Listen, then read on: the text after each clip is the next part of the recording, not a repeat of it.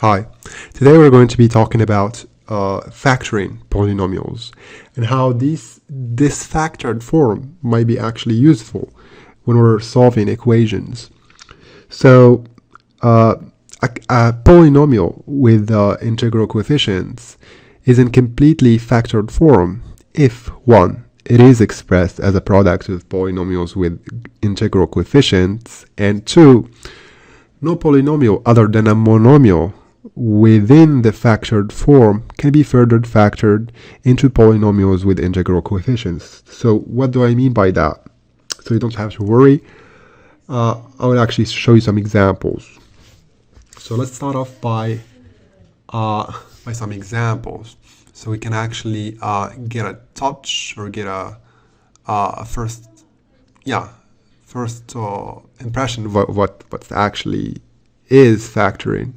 How we can factor a polynomial. So what I'm gonna do now is I'm going to start off by showing you some simple polynomials that are factored, and you can actually guess if these polynomials are actually completely factored. So if I start off by first 4 m raised to the power of 3 plus m plus 8 m to the power of 4 multiplied by n. So, and I factor it in this form: 4m squared between parentheses I have m plus 2m squared m. And yeah, you can tell me if this is completely factored. And obviously the answer is obviously no, because as you can see here, we can still factor m, obviously, so that's pretty much all there is to it. So if I factor it in this particular, so if I try to complete it, I'll get 4m raised to the power of 3 multiplied by, between parentheses, 1 plus 2 m n. And you can see we cannot really factor this form any further. You can see that it's completely factored. So another example is 32 x squared y raised to the power of 4 plus 8 xy. Yep. So I might write it in this form: 8xy 4xy raised to the power of 3 and plus 1. And you can see obviously now that this is completely factored. I mean, what I can see personally, that I can't really factor it. I can't factor by 4 because it is not a common factor, and I can't factor what's inside these parentheses by x or by y. So yeah, you can see that it is completely factored, and we have a completely factored polynomial. Now another example is 8 x squared y raised to the power of 5 plus 4 x raised to the power of 3 y squared equal 8 x squared y squared between parentheses y raised to the power of 3 plus 0.5x. Now, obviously, now there's a problem here. The obvious issue that you can notice is that 0.5 is not an integral coefficient. So yeah, that's a problem that we have here. So it is not really completely factored or in a completely factored form. So the last example that I will show of this sort that I will show you is a simple example, and we can see through it something that is missing in a sort. So if I have here 10a b raised to the power of 3 plus 20 a raised to the power of 4 b equal 2ab multiplied by, between parentheses, 5b squared plus 10a raised to the power of 3. And you can actually notice now that there is a simple numerical factor that we can actually pull. So obvious now, the factor, we can actually factor this 10 and we can write it as 5 multiplied by 2. So the highest common factor here is 5. So we can actually pull 5 and factor it. So we have a completely factored polynomial.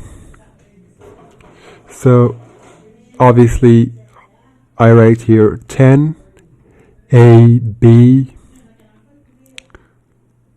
and between parentheses I have b squared plus 2a raised to the power of 3. Now I showed you what it means to have a polynomial in a completely factored form. Now I'm going to show you some examples in which I'm going to show you how to find the greatest common factor, the highest common factor, and how to factor these polynomials. So I don't know if I have enough space here. I'll just sort of draw a line here and work on the other side. So let me just take a simple polynomial such as 3x raised to the power of 4 plus 15 x raised to the power of 3 minus 21 x squared. And I'm gonna be writing here below it because I don't have enough space here. So obviously the first thing that you should do in these particular scenarios is obviously you should try to find the greatest common factor. And what I actually advise you to do is also to look at take a look at the variables and see the greatest common, how we can actually factor these variables. What is the greatest common variable. So in this case, it's x squared. So what I do is I factor first by x squared. So I have here 3x squared between parentheses plus 15x minus 21. So now obviously what I do is look at the numerical coefficients. How we can actually, is there a common factor? What is the highest common factor? And you should always try to write it. If you cannot do it in your mind, you should always write it down. Like for example, you should simplify these numerical coefficients. For example, let me just write it so I can show you. So x squared I have here multiplied by between parentheses.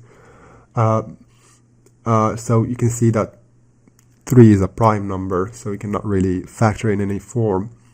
So I write 3x squared plus here I might write 15 as 5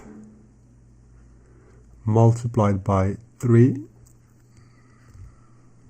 x minus 7 multiplied by 3. So now obviously you can really spot that the highest common numerical factor is 3. So that's actually what we do. So we factor by 3 and we'll actually get a polynomial in a completely factored form. So what I do is I factor by 3, so I get 3x squared and multiplied by between parentheses x squared plus 5x minus 7.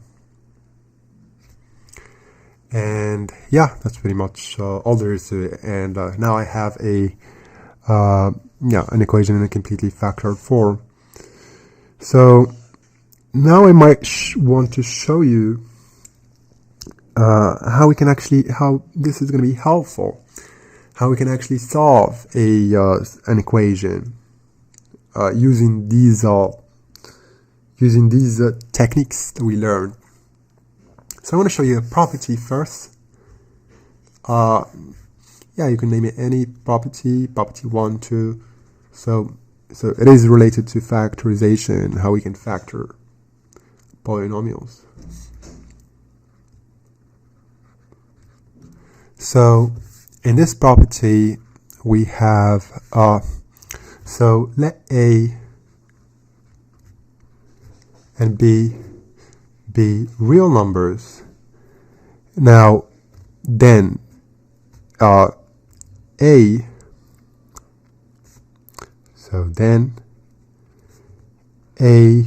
multiplied by B equals 0 if and only if, so this symbol means if and only if, A equals 0 and B or B equal 0. So I might as well want to underline this or, because it is really important. So how can we use this property? So that's what I'm going to show you in the next examples. So let me just take some examples so I can show you what I was talking about and how we can actually solve equation using factorization and the previous property. So let me just take an example, a simple one, such as x squared plus 6x equal 0. So obviously the steps that I need to follow is to simply see how can we factor this polynomial. So now obviously, as I said in the previous example, so we look at the variables, and here obviously we can factor by x, and it seems that is just the greatest common factor. There is no other numerical or non-numerical factor we can factor with.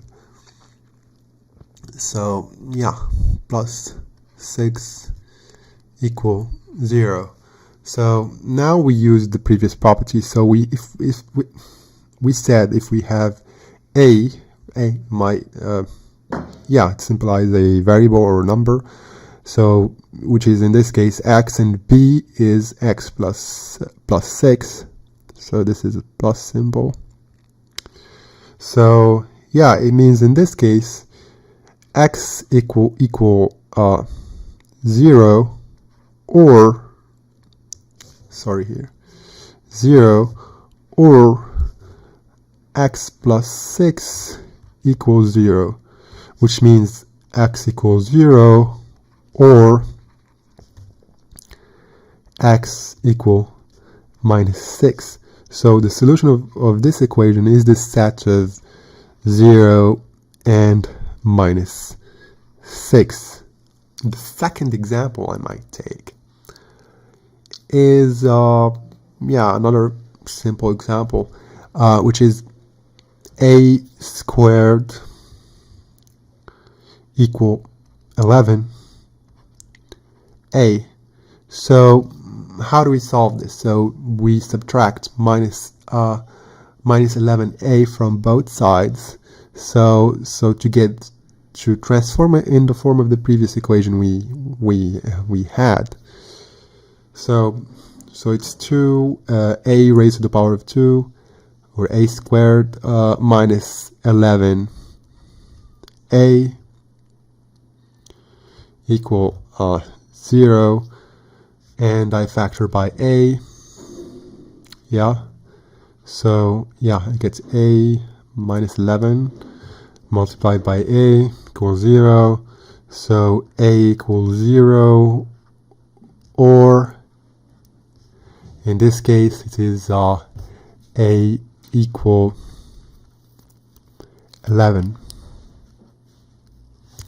So the solution set is a is 0 and 11. So yeah, that's pretty much what there is to it.